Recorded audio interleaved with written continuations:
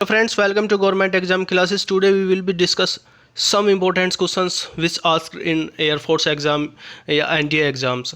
So हम एक इससे पहले वीडियो बना चुके हैं फिजिक्स से रिलेटेड फिजिक्स के क्वेश्चंस का, जिसमें 25 क्वेश्चंस हम डिस्कस कर चुके हैं। आज हम फिर दोबारा से फिजिक्स के क्वेश्चंस लेकर आए हैं जो हम डिस्कस करेंगे। फ्रेंड्स, हम जल्द ही एक फिजिक्स के लिए ऑनलाइन बैच लेकर आ रहे हैं जो एयरफोर्स के लिए काफ़ी महत्व रखता है। जो नया स्टूडेंट है वो इस चैनल को सब्सक्राइब करे ताकि जो आने वाला वीडियोस है उसका नोटिफिकेशन उसे मिल जाए। तो स्टार्ट करते हैं आज का सेशन। फर्स्ट क्वेश्चन है, when a charge particle enter in normally in uniform magnetic field. Friends ध्यान देना, uniform magnetic field, then the path of particle is. जब चार्ज कण सामान्य चुंबकीय क्षेत्र में सामान्य रूप से प्रवेश करता है तो कण का मार्ग होगा। ऑप्शंस दिए गए हैं, सर्कुलर, स्ट्रेट लाइन, हेलिकल या नन ऑफ दीज। ऑप्शंस क्या होगा? फ्रेंड्स ये कुछ क्वेश्चंस आज हम वो लेकर आए हैं जो 2019 में एयरफोर्स के एग्जाम में पूछे गए हैं।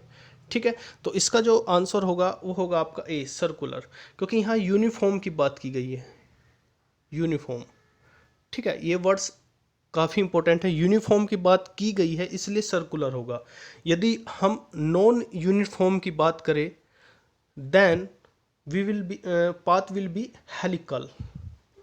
ओके, नेक्स्ट है आपका E M, electromagnetic wave is produce by when charge at rest, when charge at constant velocity.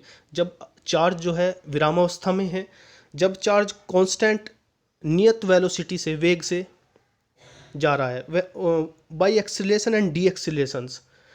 ठीक है, त्वरण और मंदक दोनों है या नन ऑफ दीज। तो इसका जो आंसर है वो हो जाएगा आपका C, by acceleration and D accelerations both.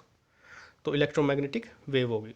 Biogas consist of, जो बायोगैस है ये भी 2019 में एयरफोर्स में पूछा गया क्वेश्चन है। बायोगैस इज द कॉम्बिनेशन किस किस का है, CO H2 या CHO4। बी ऑप्शन है आपका CO2H2 CHO4, या सी ऑप्शन है CHC2H4 या नन ऑफ दिस। तो इसका जो आंसर हो जाएगा वो हो जाएगा आपका B, CO2H2 CH4, right. Next, what does the area under force versus displacement graph represent. बल बनाम विस्थापन ग्राफ के अंदर क्षेत्र क्या दर्शाता है? Total energy, work done, total force या total mass. So this question answer is work done. DW is equal to F.ds, right. सो जो आपका ग्राफ होगा F, ये DS होगा, ठीक है, तो ये आपका वर्क डन को शो करेगा, राइट। नेक्स्ट है आपका, if the particle of mass m is executing SHM, simple harmonic motion, then total energy of is related with displacement x। यदि m द्रव्यमान का एक कण है और सिंपल हार्मोनिक मोशन निष्पादित कर रहा है तो कुल ऊर्जा विस्थापन x से संबंधित है। ई प्रोपोर्शनली x होगा, ई इन्वर्सली प्रोपोर्शनल x होगा, या ई प्रोपोर्शनली x स्क्वायर होगा, या इंडिपेंडेंट ऑफ x होगा। सो इसका जो आंसर है वो हो जाएगा आपका डी, बिकॉज जो टोटल एनर्जी होती है सिंपल हार्मोनिक मोशन में वो होती है E is equal to half m omega square और a square. A, what is the A is the amplitude, विस्थापन, ठीक है, और omega is the angular velocity.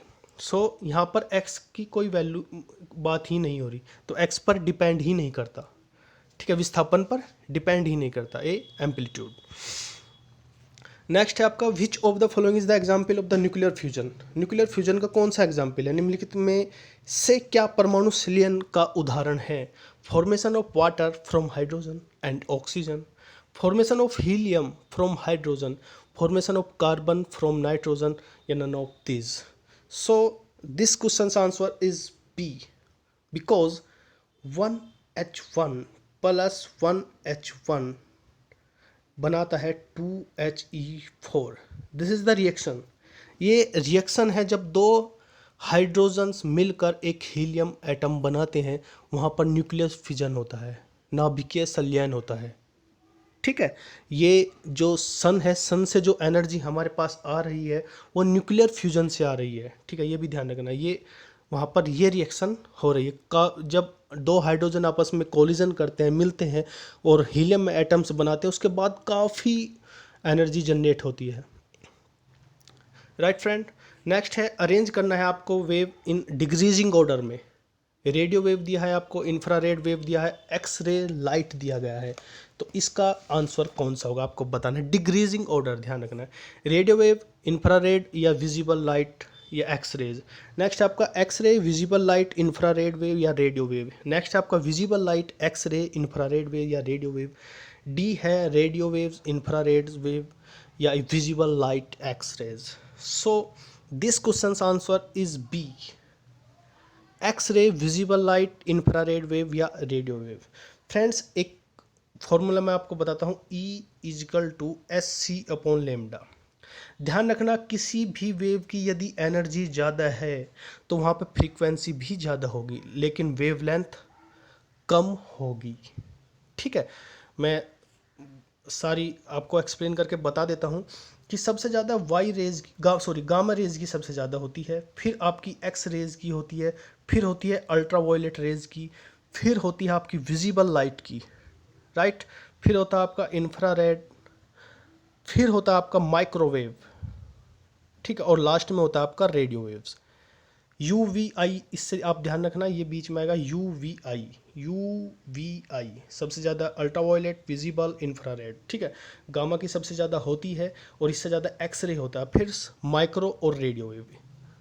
ये आसान तरीका है याद रखने का। UVI एक ये कॉन्सेप्ट आप ध्यान रखना, सबसे ज़्यादा U अल्ट्रावायलेट, विजिबल, इंफ्रारेड, फिर सबसे ज़्यादा एक्स की होती है और गामा की, फिर माइक्रोवेव और रेडियो वेव की सबसे कम।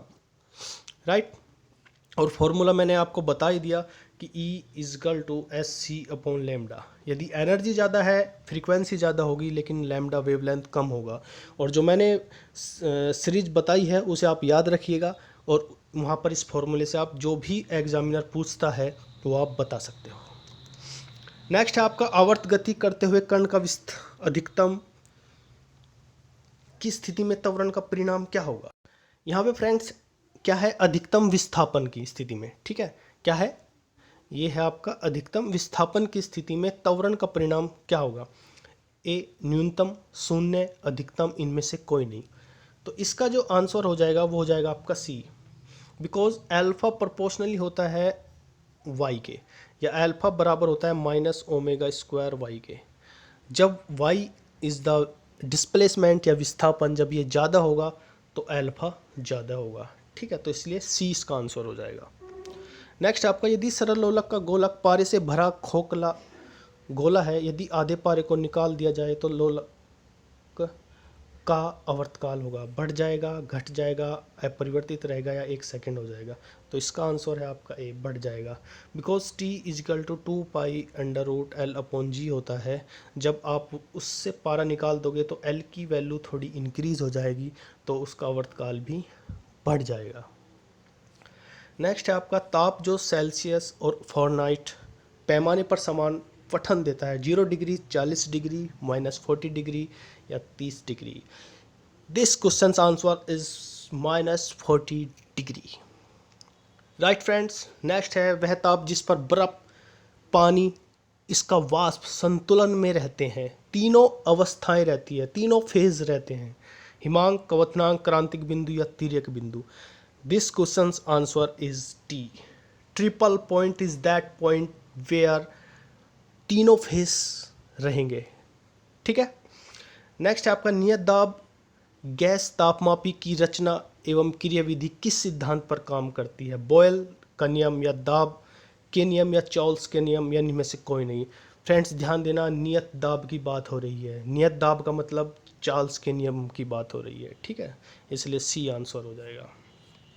प्रकाश के कणिका सिद्धांत के प्रतिपादन कौन थे, हाइगेंस, न्यूटन, फ्रेजनल्स या मैक्सवेल।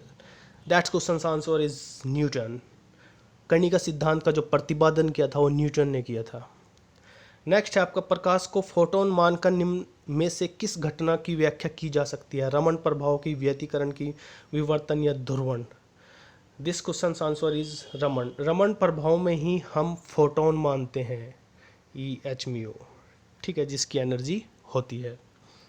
नेक्स्ट आपका ये थोड़ा क्वेश्चंस मिस प्रिंट हो गया है, इसे हम नेक्स्ट जो वीडियो आएगी उसमें ऐड करेंगे। फ्रेंड्स, जो भी नया फ्रेंड्स इस चैनल से जुड़ा है या प्रैक्टिस कर रहा है, या जो आने वाले टाइम में जो फिजिक्स का बैच स्टार्ट होने वाला है उसे ज्वाइन करना चाहता है फ्री ऑफ कॉस्ट, सो वो इसे सब्सक्राइब करे चैनल को, और जिससे आने वाला जो वीडियो है उसका नोटिफिकेशन मिल जाए। और जिसने भी फ्रेंड्स ने सब्सक्राइब कर लिया और कंटेंट उसको पसंद आ रहा है, उससे मेरी गुजारिश है कि वो इसे वीडियो को ज़्यादा से ज़्यादा शेयर करे। धन्यवाद।